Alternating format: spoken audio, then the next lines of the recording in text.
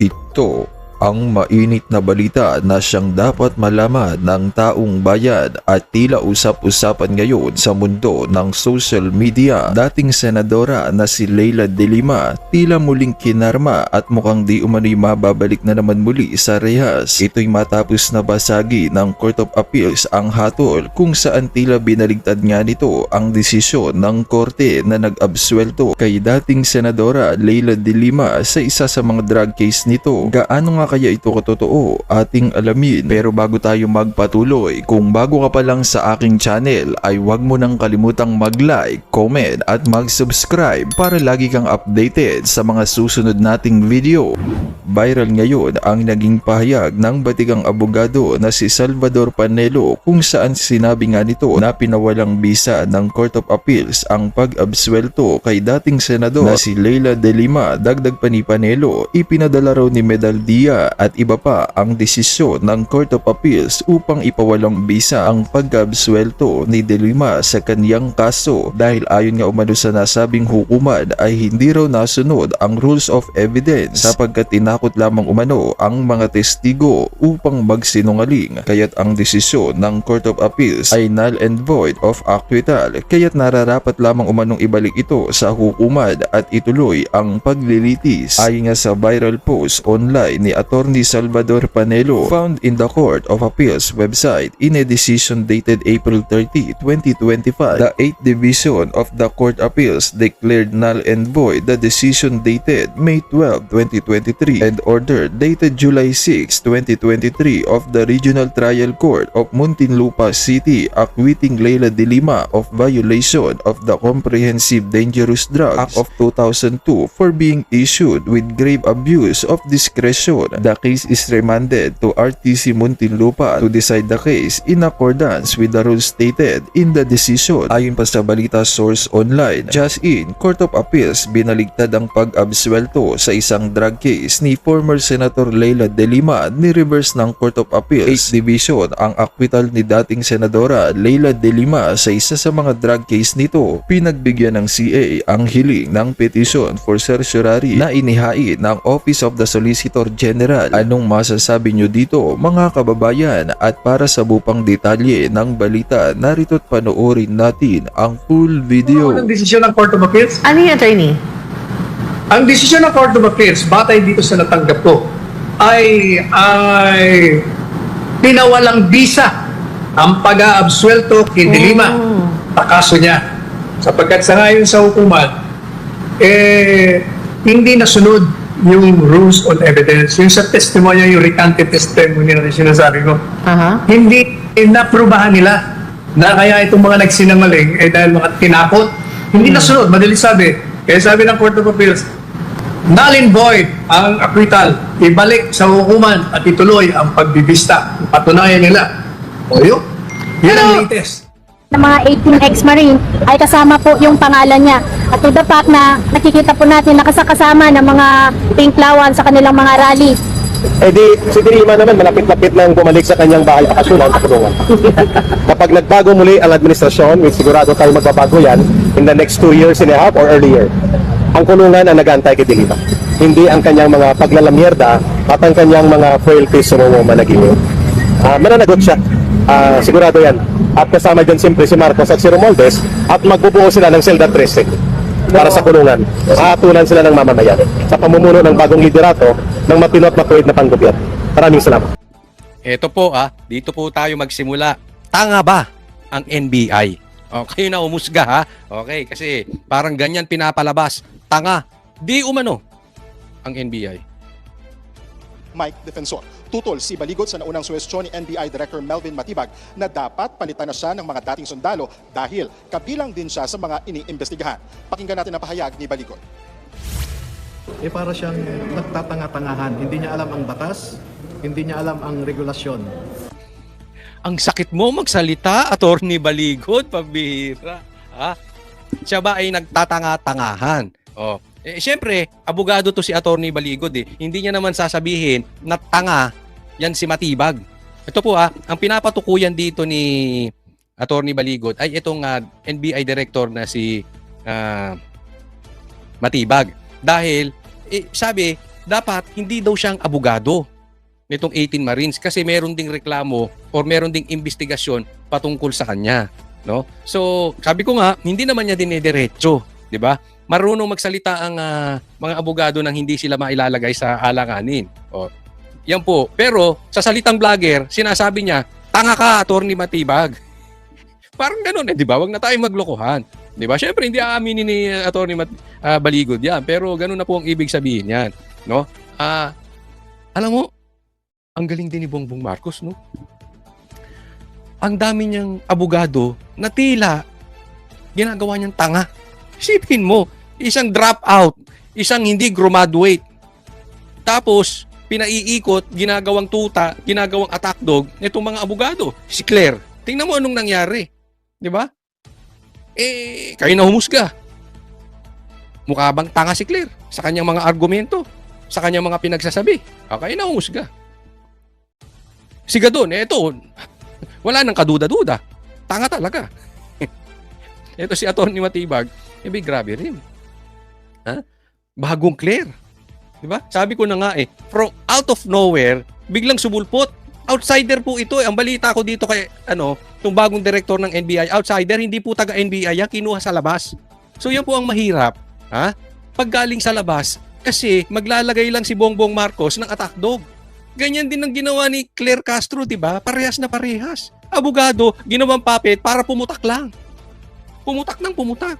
Di ba? Tinanggal si yung Magno, di ba? Yung after pinatawag si Jack at hindi tinuluyan, si Sir Jack, kanibukasan pinalitan na bilang NBI director. Tapos yung pumarlit, pambihira, parang asawa ni Claire. Di ba? Parang lalaking version ni Claire.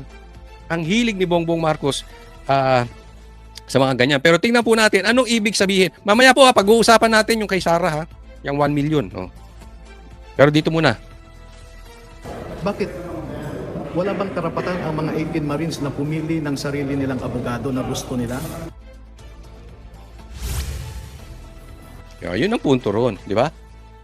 Pati abogado, pinakikialaman. Ganyan po katindi, no? Diba? Hindi nga natin alam kung nagtatanga-tangahan o tayo ginagawang tanga o talagang tanga. Pati, instead na National Bureau of Investigation sila, butas naghahanap sila ng butas. Instead na ang iniimbestigahan dito, yung maleta, ang inaasikaso ng NBI director, papalitan yung abogado nitong mga Marines. Pero alam mo Attorney Baligod, that is a compliment. Naalala ko, si Attorney Torion, nasasaktan sila kay Attorney Torion. Bakit? Magaling na abogado. Matalino. Ito si Baligod. Pinapapalitan. Ibig sabihin, nasasaktan sila. Magaling na abogado si Attorney Baligod. Wala pang pahayag dyan si Matibag, samantala kasama naman sa tinitignan kung may ebidensya ang kampo ng mga dating sundalo laban sa mga opisyal umano ng gobyerno na nahatira nila ng mali-maletang pera. Naungkat kasi kung direktang tinanggap umano ng mga opisyal ang kickback. Pakinggan natin muli ang bahagi ng pahayag na yan kay Baligod. Halimbawa, si Secretary Pangandaman. Nako! Siya mismo ang tumanggap Pumunta siya sa basement 3 ng Horizon Homes. Siya mismo ang tumanggap. So, hindi totoo yung hindi direkta, no? Ayan. So, Pangandaman. Okay? Pag-uusapan natin yan si Pangandaman. Ito, hari o reyna ng budget, tumanggap din ng maleta. At direktang tinanggap niya mismo. Siya mismo, sa kanya ibinigay. So matindi yan Ngayon, balikan natin yung sabi. Ano bang punto ni Matibag? Bakit pinapapalitan niyang abogado ito? Dahil, sabi niya may reklamo So dapat, humanap ka ng ibang abogado. Pero alam mo, wala naman sa batas yun. Diba? Hindi naman, may mga kaso nga na sila mismo ang abogado ng sarili nilang kaso. Nauunawaan? Wala po sa batas na ipinagbabawal na kung may kaso ka, hindi mo pwedeng i-represent yung sarili mo. Ideal, syempre, para makafocus ka dun sa kaso mo at merong ibang utak na magsasalita, mas maganda kung may iba kang abogado. Pero kung kaya mo at gusto mo talaga, hindi po bawal. Kaya ganyan po lumalabas na tanga itong NBI director na sinasabi ni Attorney Baligod. No? Ako, naniniwala ako, hindi po tanga ang NBI. Gaya ng sabi ko, outsider to Outsider to si itong bagong director at alam mo, dinig ko. Ito. Doon sa mga hindi pa nakakaalam, nabanggit ko na ito. Pero kung hindi nyo pa narinig ito, muli kong babanggitin. Marami. Di umano. Sabi ng very, very reliable person who is active sa isyung 18 Marines na gusto ng 90% ng NBI ang ginagawa nitong mga Marines. Asar na rin sila dito sa korupsyon. Tapos, meron pang pinaupo na NBI director na tila kahintulad lang ni Claire Castro. Hindi magsasalita na may laman. Kung hindi, parang attack dog lang. Tingnan mo, hindi niya gustong imbestigahan. Di ba?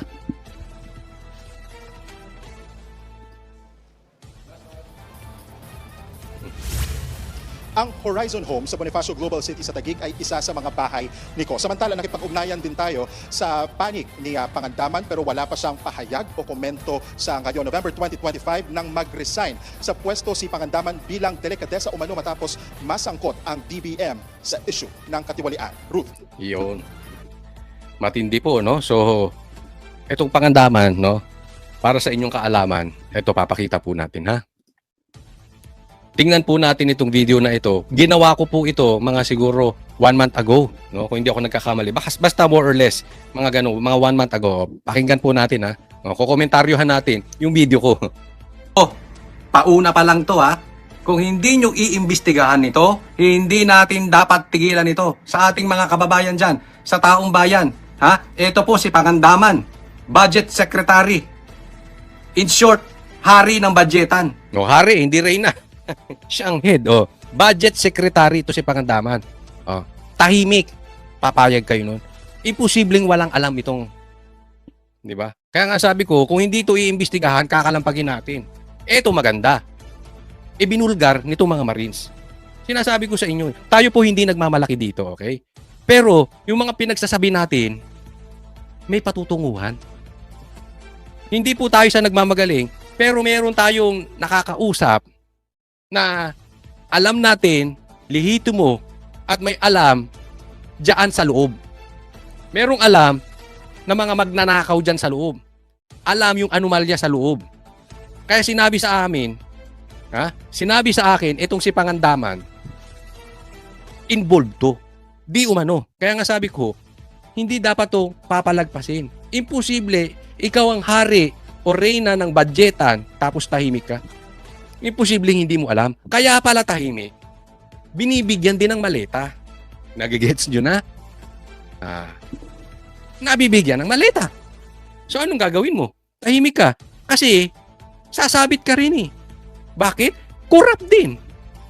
Hindi ako nagsabi niyan. Mismo si Attorney Baligod, yung abogado nitong 18 Marines, alam. Sila mismo diniliver sa kanya. Yari ka, Pangandaman, mati ka rito. Hindi nyo pa rin iimbestigahan? Hindi ko titigilan talaga to. Sinasabi ko sa inyo. Lahat po patungkol sa budget, alam nito, dadaan dito. At bakit nakakabingi ang katahimikan niya? Yun pala, dahil sa maleta. Budget Secretary? Bossing? At sabi ng isang mainstream media, 3.4 trillion pesos nawawala patungkol sa korupsyon. Aba, tapos tahimik to? 3.4 nawawala. Trillion sa corruption nawawala. Tapos yung budget secretary tahimik. Connect the dots, di ba? Tutugma, di ba? Sabi ko sa inyo eh. Alam mo, itong gobyerno natin, sindikato ito. Hindi man lahat, marami dyan. Hindi ito galaw lang ng isang tao. Lahat sila nakikinabang. Kaya kita mo ang hirap i-penetrate. Lahat kasi may maleta. Kung hindi maleta, may envelope. Karamihan tumatanggap. Kaya kita mo ngayon tahimik. Kahit sa vlogger eh. Yung mga maingay, mga putak ng putak, yan ang talagang nanindigan. Parang itong mga Marines. Yung iba dyan, kaya nagsilipat. Dati naman makasara. Dati naman galit kay Bongbong. O ngayon, nandoon sa kabila. Pati political analyst nandoon. Bakit? Eh si Trillanes, di ba nabibigyan? Oh. Nagtataka kayo, bakit yung mga kain suka, kinakain nila suka nila? Ikaw ba naman, bigyan ka ng envelope? Milyon. Bigyan ka ng maleta. Tingnan mo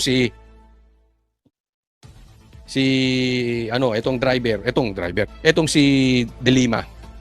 Hindi mo ba kakainin yung suka ni Marcos? Ako hindi. Pero sila ganun eh. Kumakain to si De Lima ng suka. Eh, syempre, may folder eh. Tapos hindi iniimbestigahan. Abay, kailangan kalampagin natin ito. Ha? Kung hindi po ito iimbestigahan ng Blue Ribbon, ng Senado, ng mga congressman, at kung sino-sino pa. Abay, parang lokohan ito. Ha? So, bantayan po natin ito mga kababayan. Gaya ng sabi ko, pauna pa lang ito. Dahil ipagpapatuloy natin ang pagsasaliksik patungkol dyan sa ghost projects. At syempre, hindi po pwedeng mawawala itong bossing ng budget. Ito, si Pangandaman. Ito maasahan nyo, hindi natin titigilan ito hanggat hindi nakukulong yung mastermind. Samahan nyo po kami sa laban na ito. Ito po kasi ay delikado. Ito ay naghahanap sila ng butas. Nakikita nyo naman ng NBI. Diba? So, kailangan magtulong-tulong tayo dito. Konting tiis na lang. Magagapi din natin itong magnanakaw sa gobyerno. Itong sindikato sa gobyerno. Ito po, tingnan natin. Ito po ituloy natin dito. Itong usapin na ito. Dahil ito, isa pa.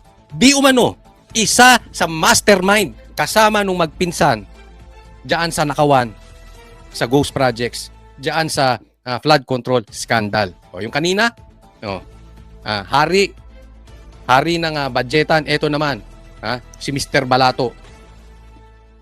Sa kanyang pagtestigo sa Sandigan Bayan, sinabi ni dating DPWH Undersecretary Roberto Bernardo na binigyan siya noon ni dating Congressman Zaldico ng 130 million pesos na tinawag niyang balato. Ayon kay Bernardo, ang pera ay bilang pasasalamat iko dahil maayos umanong nakakausap si dating DPWH Engineer Henry Alcantara. Sabi niya, ang 130 million ibinigay sa kanya ni Co mula 2023 hanggang 2025. 100 million daw ang ipinadaan kay Alcantara at karagdagang 30 million ang Isa pa to eh. Para ka rin si itong director ng NBI. Nagtatanga-tangahan ba to? O tayo ang ginagawang tanga? Itong si Mr. Bernardo Balato. Pambihira. 130 million balato ni Saldico. Niloloko mo ba kami? Diba? Halimbawa. Bigyan ko kayo ng magandang halimbawa. Isipin mo to, pinapaniwalaan. 130 million ang balato. Kung yung balato binigay kay BP Sara, 130 million, ang ingay-ingay na Trillanes, ang ingay-ingay ni De Lima, siguro pumuputak na rin si Tito Soto at si Lacson, pumuputak na si Boying, pumuputak na si Claire. Pero kita mo, tahimik sila lahat dyan. 130 million? Pwede ba yun? Balato? Tanga! Lagay po yan. Huwag tayo maglokohan. Di ba? Yan nga yung sinasabi dito eh. Siya Mambihirang Yusek to 100. Tapos, ang sarap ng buhay. Pagpalaki natin, totoo sinasabi niya, siya ang binalatuan o nilagyan ng 130 million lang. Ako, hindi ako naniniwala 130 million lang natanggap nito. Dahil sinabi din ng mga Marines, di umano, ito'y nakatanggap din ng maleta. Kasama po ito sa listahan. Di umano. Sa aking pagkakaunawa, ito si Bernardo ay hindi simpleng miyembro ng sindikato na ito. Isa siya sa mastermind. Pwede ba yun? Tapos, ikaw, hayahayang buhay mo, may tinanggap ka. Pagpalagay natin 130 million lang, hayahayang buhay mo. Tapos, hindi mo tinuturo si Boying, ay si Tambaloslos tsaka si Marcos. Tapos, state witness ka. So, yung mga pinagtuturo mo, nakulong. Na kung sino-sino fall guy. Sa katunayan, Si Bong Revilla wala nga sa listahan eh. Na nakatanggap ng maleta. Oh, tapos ikaw? Nakatanggap ng maleta? Ikaw mismo umamin, balato? Laya?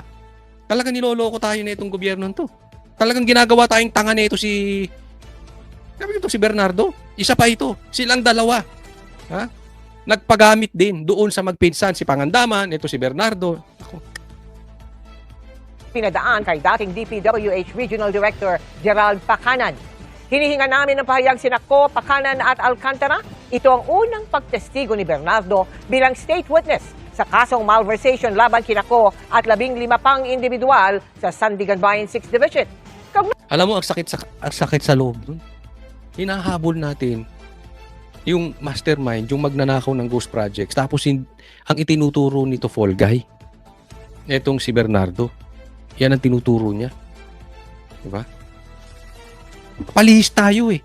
Ngayon, pag ginawa mo state witness na patungkol doon,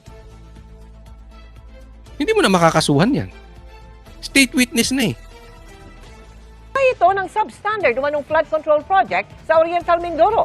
Sabi naman ni Assistant Ombudsman Miko Clavano, ipinakikita ng inilahad ni Bernardo ang money trail sa mga transaksyon.